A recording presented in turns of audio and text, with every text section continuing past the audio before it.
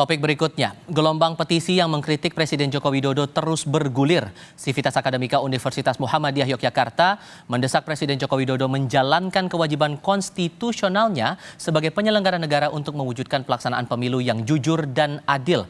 Petisi berjudul Mengawal Demokrasi Indonesia yang Berkeadaban dibacakan di halaman kampus Universitas Muhammadiyah Yogyakarta. Petisi dibacakan anggota Dewan Guru Besar Universitas Muhammadiyah Indonesia, Akif Kilmiah, berisi 6 poin pernyataan mendesak Presiden Jokowi dan segenap penyelenggara negara menjalankan konstitusi dengan jujur dan adil dalam penyelenggaraan pemilu.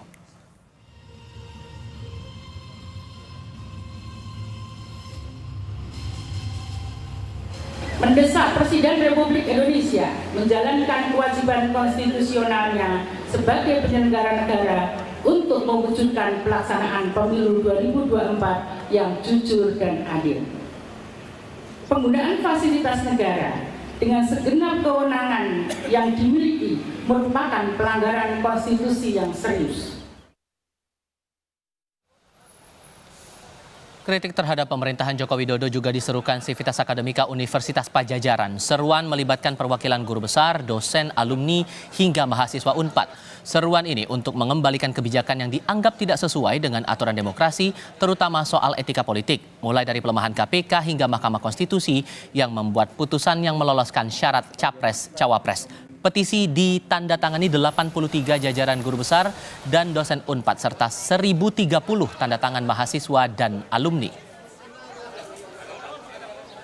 Peristiwa-peristiwa sosial, politik, ekonomi, dan hukum belakangan ini adalah sebuah rangkaian dari menurunnya kualitas demokrasi selama masa pemerintahan Presiden Joko Widodo.